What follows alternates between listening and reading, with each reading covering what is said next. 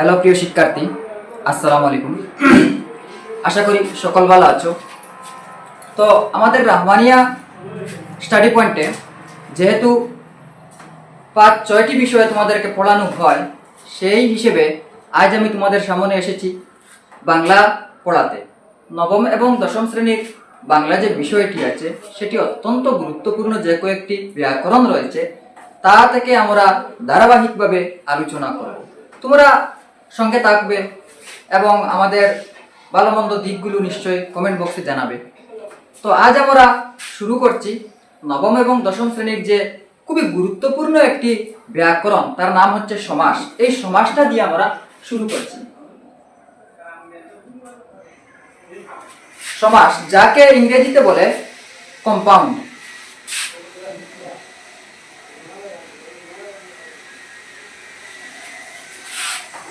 সমাস।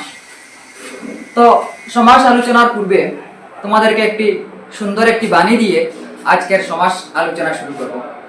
দেখো, সবসময় মনে রাখবে, যাত্রা যখন অনেক দূরের, সব কথাতে মাখতে নেই, দূরের ট্রেনের নিয়ম যেমন সব স্টেশনে থামতে নেই।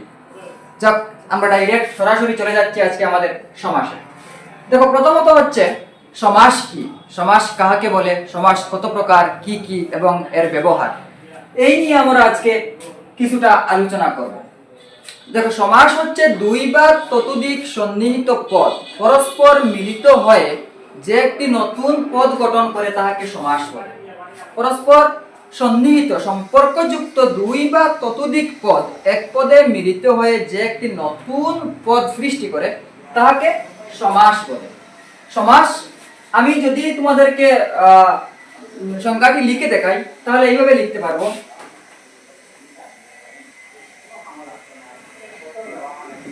পরস্পর সন্নিহিত দুই বা ততোধিক পদ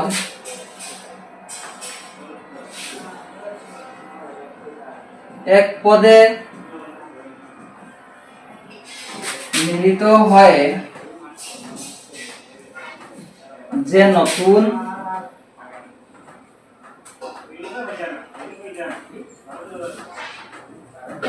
পদ সৃষ্টি করে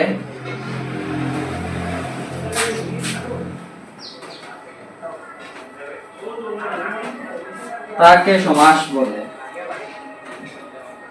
এই হচ্ছে আমাদের সমাস। পরস্পর সন্নিহিত দুই বা ততোধিক পদ এক পদে মিলিত হয়ে যে নতুন পদ সৃষ্টি করে তাকে সমাস বলে। এখন যদি তোমরা প্রশ্ন করো আমাকে যে স্যার, সমাসের উৎপত্তি কিংবা সমাস শব্দের অর্থ বা সমাস কিভাবে কোথা থেকে এলো, এ নিয়ে যদি কিছুটা আমরা বিস্তারিত যদি বলতে যাই তাহলে আমাদের বলতে হয়, দেখো, প্রথমত সমাস হচ্ছে সমযুগশ। সমযুগশ অর্থাৎ এই দুটি ধাতু হচ্ছে সংস্কৃত ধাতু। সংস্কৃত ধাতু সমযুগ অশ থেকে আমাদের সমাসের উৎপত্তি হয়েছে। এখন সমাস শব্দের আবিধানিক অর্থ, সমাস শব্দের আবিধানিক অর্থ হচ্ছে মিলন। আমরা যদি মিলন ধরি, অথবা আমরা ধরতে পারবো সংক্ষেপীকরণ, সংক্ষেপণ। আমরা সংক্ষেপে ধরতে পারি সংক্ষেপণ। এখন সমাস যে আমরা শব্দটি পেয়েছি তা হচ্ছে সমযুগ অশ। সংস্কৃত শব্দ সমযুগ অশ থেকে আমাদের সমাসের উৎপত্তি। আর সমাসের আবিধানিক অর্থ হচ্ছে সংক্ষেপণ কিংবা মিলন, অর্থাৎ পরস্পর সন্নিহিত দুটি পদকে এক পদে মিলিত করার নাম হচ্ছে সংক্ষেপণ। আর ভাষার সংক্ষিপ্তকরণের দিক দিয়ে আমরা যে কয়েকটি নিয়ম ব্যবহার করি তাকে প্রথমত আমরা সমাস বলি। যেমন গড়ে গড়ে, উদাহরণ গড়ে গড়ে। আমরা যদি এই দুটি শব্দকে যদি আমরা আরেকটু সংক্ষিপ্ত করি তাহলে প্রতিটি করে আমরা লিখতে পারি।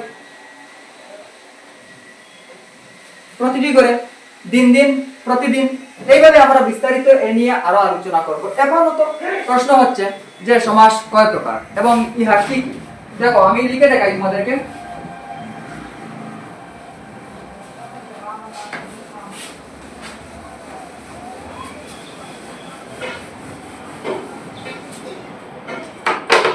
সমাস কয় প্রকার?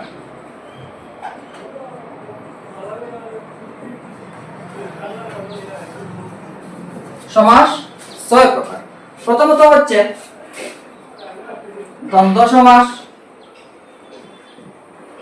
দ্বিতীয়ত হচ্ছে দ্বিগু সমাস, তৃতীয়ত হচ্ছে তৎপুরুষ সমাস,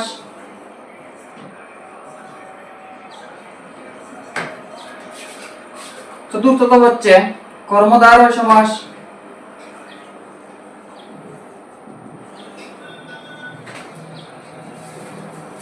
পঞ্চমত হচ্ছে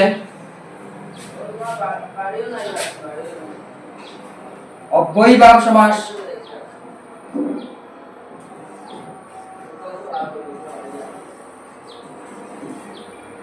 ষষ্ঠ হচ্ছে বহুব্রীহি সমাস।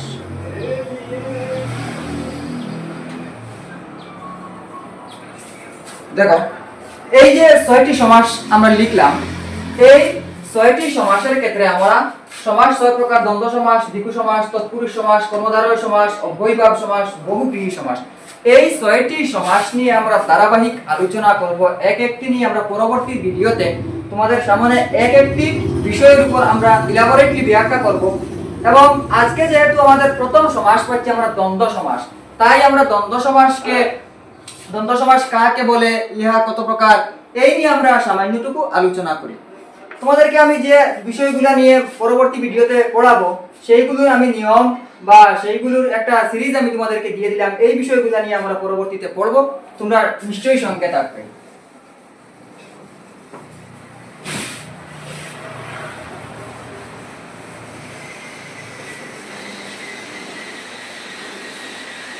দ্বন্দ্ব সমাস কাকে বলে? প্রথমত প্রশ্ন হচ্ছে, যেহেতু দ্বন্দ্ব সমাস আমাদের 1 নম্বর, তাই প্রশ্ন হচ্ছে দ্বন্দ্ব সমাস কাকে বলে। আমরা দেখব দ্বন্দ্ব সমাস পরস্পর সন্নিহিত ব্যবহারযুক্ত দুটি পদ যখন যেমন আমি তোমাদেরকে লিখে দেখাই, হচ্ছে রাজা বাদশা। আমি সংজ্ঞায় না গিয়ে তোমাদেরকে সরাসরি উদাহরণ দেখাচ্ছি। রাজা বাদশা, এখন আমরা বলতে হবে রাজা এবং বাদশা, যে আমাদের দুটি পদ রয়েছে এখানে। প্রথমত পদ হচ্ছে রাজা এবং দ্বিতীয়ত পদ হচ্ছে বাদশা। এই যে দুটি পদ রয়েছে, এবং আমরা আরো লিখতে পারি হাট বাজার। এইভাবে যে শব্দবিন্যাসগুলো রয়েছে, যে পদবিন্যাসের মিলন ঘটে, এইগুলো হচ্ছে মূলত দ্বন্দ্ব সমাস। এবার আমরা যদি আরো একটু জানি, তাহলে আমাদের লিখতে হবে দ্বন্দ্ব সমাস কয় প্রকার। আমি দ্বন্দ্ব সমাসের উদাহরণ দেখাচ্ছি, যেমন হাট বাজার, রাজা বাদশা, ঘর বাড়ি ইত্যাদি ইত্যাদি। এবার দ্বন্দ্ব সমাস আবার কিন্তু 6 প্রকারে ভাগ করা হয়েছে। এখানে গিয়ে বাংলার ব্যাকরণের যে একটি সমস্যা, তা কিন্তু হচ্ছে একটি সমাসকে, অর্থাৎ প্রথমত যে সমাস আমরা পেয়েছি সেই সমাসটিকে আবার 6টি ভাগে ভাগ করা হয়েছে। এখানে গিয়ে আমাদের ছাত্রছাত্রীরা কি করে, একটু মানে সম্ভাব্য একটু বিতর্কের সম্মুখীন হয়ে যায়, যেহেতু তাদেরকে শেখানো হয় সমাস 6 প্রকার, কিন্তু যখন দ্বন্দ্ব সমাস আবার 6 প্রকার তারা পেয়ে যায়, তখন তাদের মনের মধ্যে কি যেন একটা করতে থাকে। অর্থাৎ সমাস আমরা জানি 6 প্রকার, আবার এগুলো কিভাবে মনে রাখবো, এই ইত্যাদি ইত্যাদি বিভিন্ন প্রশ্ন তাদের সম্মুখে আসে। কিন্তু এই যে তোমাদের প্রবলেমগুলা, এই যে তোমাদের মনের সংকোচগুলা, এই সংকোচগুলারে দূর করতে আমরা তোমাদের রাহমানিয়া স্টাডি পয়েন্টে তোমাদেরকে পড়াচ্ছি, নিয়মিত পড়াচ্ছি। তোমরা দেখবে এবং তোমাদের যে মনের কায় ক্লেশ যেগুলো আছে, তোমাদের মনের মধ্যে যে একটা সংকোচবোধ আছে, এইগুলো তোমরা নিশ্চয়ই দূর করতে পারবে আমাদের স্টাডি পয়েন্ট থেকে। তো দ্বন্দ্ব সমাস হচ্ছে আবার 6 প্রকার। প্রথমত হচ্ছে ক নম্বর সমার্থক দ্বন্দ্ব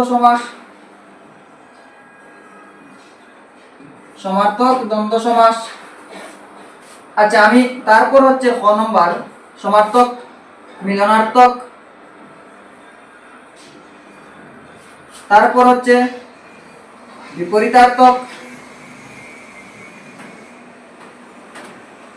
তারপর হচ্ছে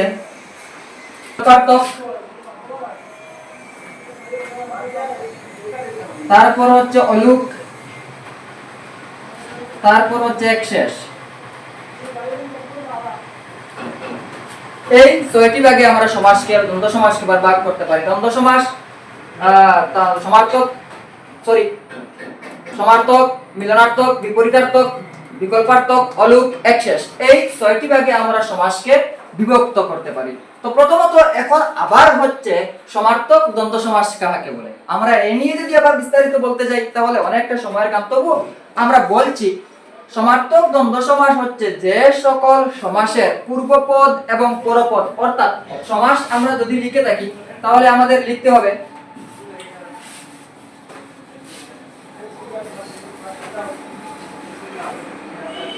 হাট বাজার।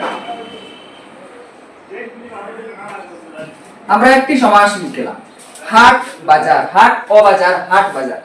এবার যদি আমরা বলি দ্বন্দ্ব সমাস, সমার্থক দ্বন্দ্ব সমাস, সম মিন সমান, অর্থক মিনস অর্থক, সমান অর্থে পূর্ব, যে সমাসের পূর্বপদ এবং পরপদ, যে সমাসের পূর্বপদ এবং পরপদ সমান অর্থে ক্রিয়া করে, একই অর্থ বুঝায় আমাদের সামনে, তাহাকে সমার্থক দ্বন্দ্ব সমাস বলা হয়। যেমন হাট বাজার, হাট শব্দের অর্থ বাজার, তোমরা নিশ্চয়ই জানো, আর বাজার শব্দের অর্থই তো বাজার, তোমরা তাও নিশ্চয়ই জানো।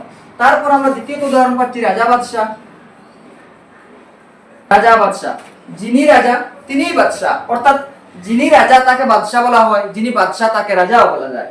তাই আমরা বুঝতে পারলাম প্রথমত যে পদ রয়েছে, পূর্ববর্তী এবং পরবর্তী যে পদগুলো রয়েছে, দুটি পদ সমান অর্থে আমাদের সামনে ক্রিয়া করে। তাই এই রাজা বাদশাহ এবং হাট বাজার যে পদ দুটি আমরা পেয়েছি, এইগুলি হচ্ছে সমার্থক দ্বন্দ্ব সমাসের উদাহরণ। তো আমাদের দ্বন্দ্ব সমাসের যে 6টি প্রকারভেদ রয়েছে, এই প্রথম প্রকারভেদের মধ্যে আমরা পেয়েছিলাম সমার্থক দ্বন্দ্ব সমাস। সমার্থক দ্বন্দ্ব সমাস নিয়ে আমরা সংক্ষিপ্ত আলোচনা করলাম এবং পরবর্তী ভিডিওগুলোতে তোমাদেরকে পুঙ্খানুপুঙ্খভাবে বোঝানো হবে, তোমরা নিশ্চয়ই আমাদের সঙ্গে থাকবে। এই বলে আজকের মতো তোমাদের এই ক্লাসটি আমি এখানেই শেষ করলাম। ধন্যবাদ।